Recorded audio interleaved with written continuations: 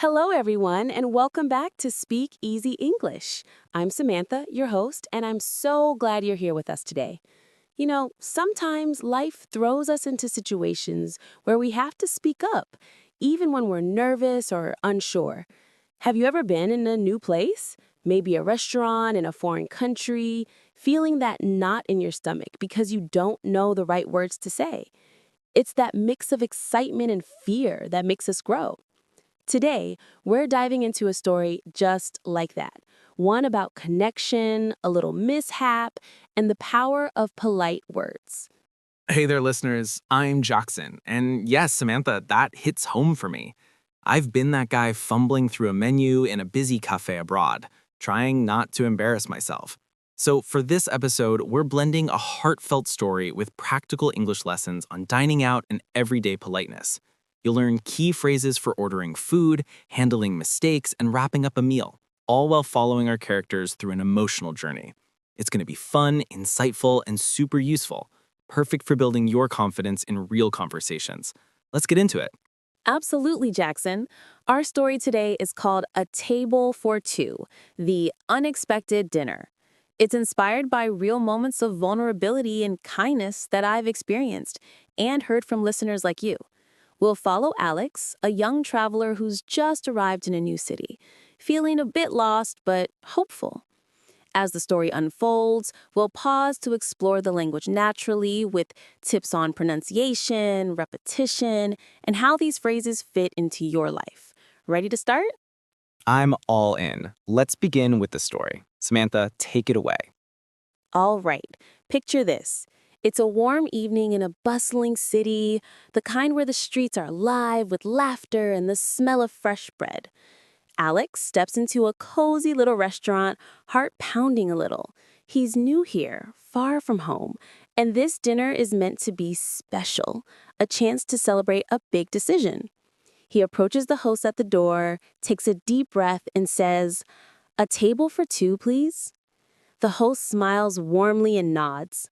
"Right this way," he replies, leading Alex to a small table by the window. I love that opening. It sets such a nice, relatable scene. Listeners, if you're learning English, notice how Alex starts politely. A table for two, please. That's a great phrase for reserving or getting a spot. Let me break it down a bit.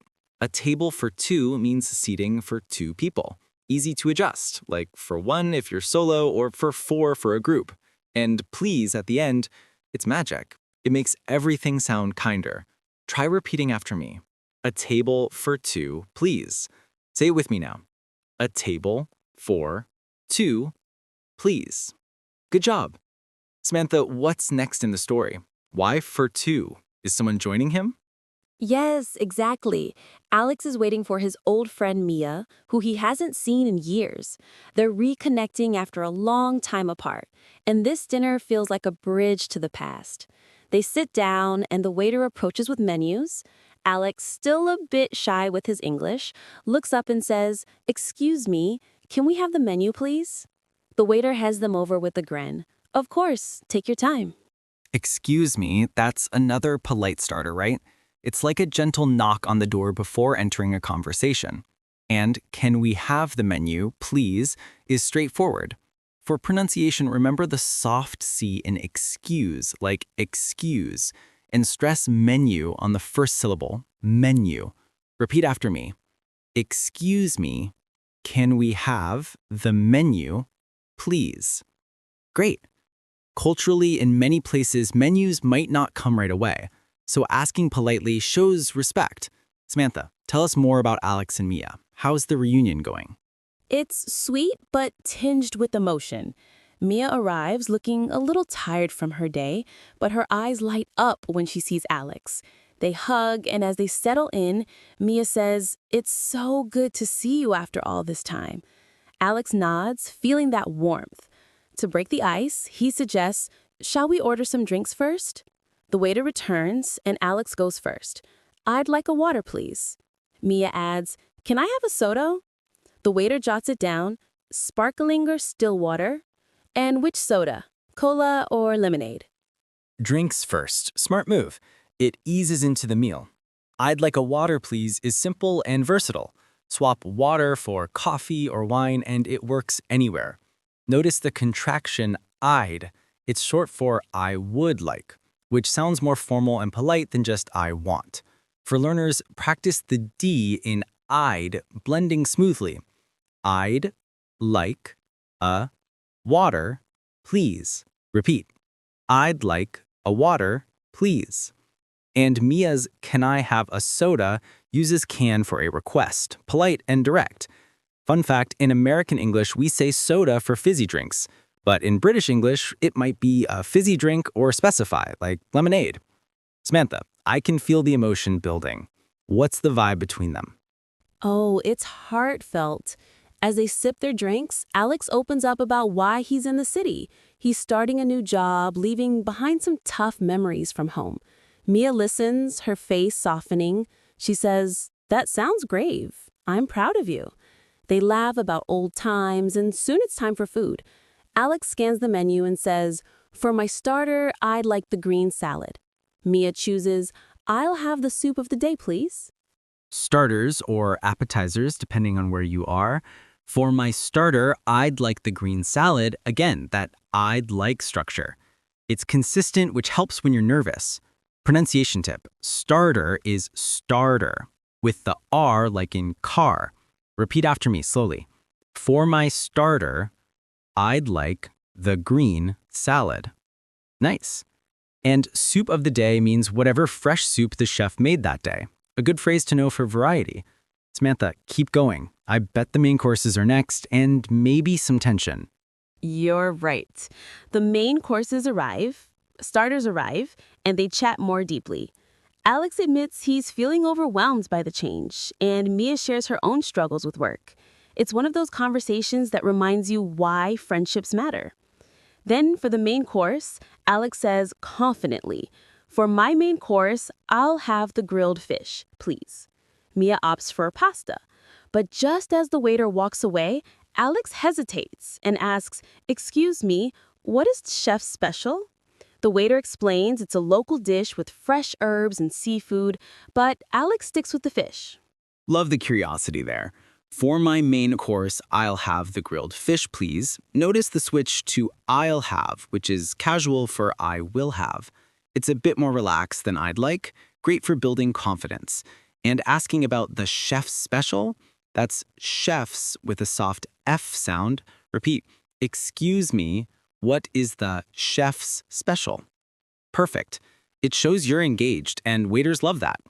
In real life, specials often highlight seasonal or house favorites, so it's a cultural window too. Samantha, the story is flowing so nicely. How long have they been talking by now? About 20 minutes into their meal, and that's when things get a little bumpy, which brings us to the challenges. The waiter brings out the mains, but there's a mix-up. Instead of grilled fish for Alex, it's a plate of chicken. Alex stares at it for a second, his stomach twisting, not just from hunger, but from the awkwardness of correcting someone. He takes a breath and says, politely, "Excuse me, I ordered the fish, not the chicken." The waiter apologizes profusely. "Oh, my mistake. I'll fix that right away." Ah, the classic order error. Happens to everyone. Handling it gracefully is key. Excuse me, I ordered the fish, not the chicken. Keep it factual and calm. The not contrasts clearly. For pronunciation, stress ordered like ordered, and fish with a short I like in sit. Repeat after me. Excuse me, I ordered the fish, not the chicken. Well done. Remember, politeness diffuses tension. Starting with excuse me shows respect. Samantha, how does Alex feel in that moment? Is this heightening the emotional side? Definitely. Alex's face flushes a bit. He's worried it might ruin the evening, especially with Mia there. But Mia smiles and says, "No worries, these things happen." The waiter rushes back with the correct fish, and they continue. But now Alex is reflecting on how small mistakes can feel big when you're vulnerable. As they eat, the conversation turns to deeper challenges. Mia reveals she's been dealing with a tough breakup, and this dinner is her way of stepping out and reconnecting with life. Alex listens, offering, "That must be really hard. I'm here if you want to talk more." Emotional depth. That's what makes this story connect. Phrases like no worries are casual reassurances, meaning it's okay. And that must be really hard shows empathy, great for building rapport.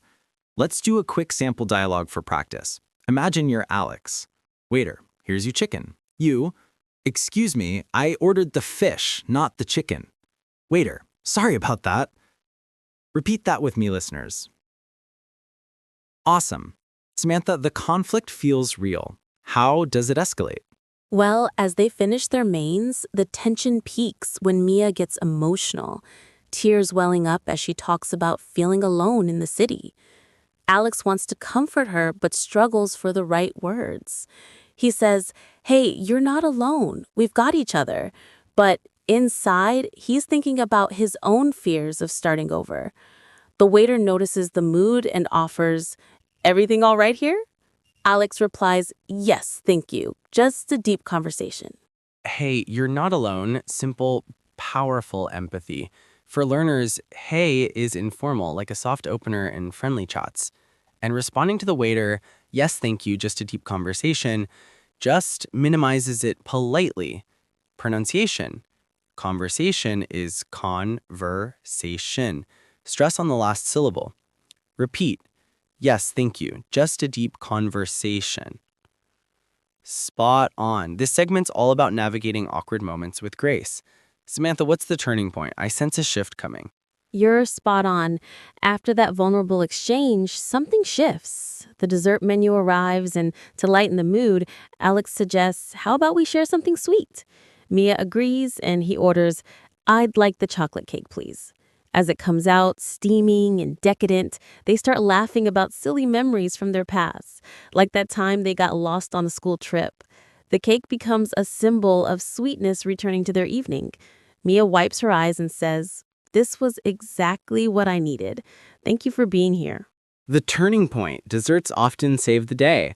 I'd like the chocolate cake, please. Back to that reliable structure. For variety, you could say, we'll share the chocolate cake. Pronunciation tip. Chocolate is chocolate, with a soft ch like in church. Repeat after me. I'd like the chocolate cake, please. Delicious. And mini role play time. Pretend you're with a friend. You, how about we share something sweet? Friend, sure, the cake sounds good. You, excuse me, we'd like the chocolate cake to share, please. Practice that. It builds fluency. Samantha, this feels like healing. How does this story turn from here? It's beautiful. With the mood lifted, they linger over hot drinks. Alex says, "I'll have a coffee, please." Mia adds, "Just milk, no sugar, please." As they sip, Alex shares his turning point, realizing that reaching out, even with imperfect English or a mistaken order, creates real connections. Mia nods. "You're right. It's the trying that matters."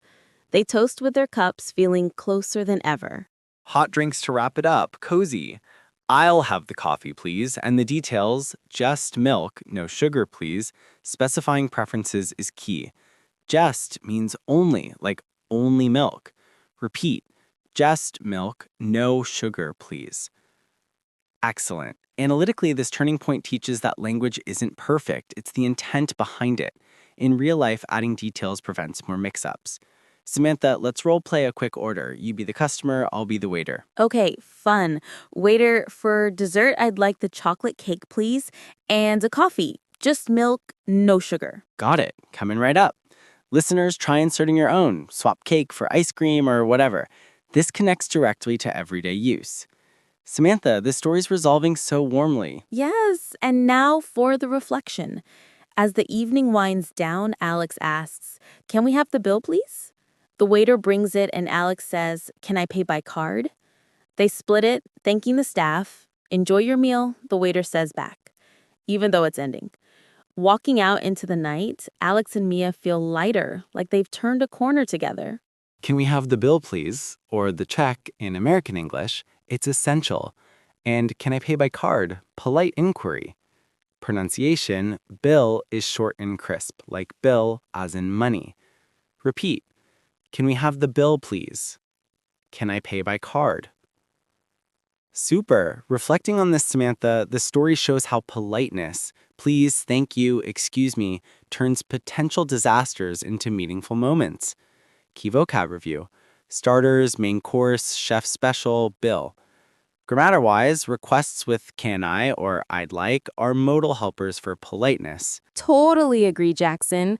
Emotionally, it's about vulnerability. Alex's nervousness mirrors what many learners feel, but pushing through builds not just language skills, but confidence and bonds. Remember those polite phrases? Always weave in please, thank you, excuse me. They make you memorable in a good way. And enjoy your meal. It's a nice closer from staff, but you can say it too. What stands out for you, Jackson? For me, it's the empathy phrases like that must be really hard.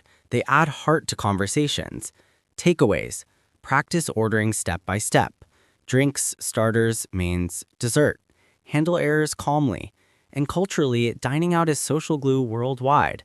Listeners, think about your own stories. Maybe share in the comments. Beautifully said, Jackson. This story reminds us that every meal, every word is a chance to connect.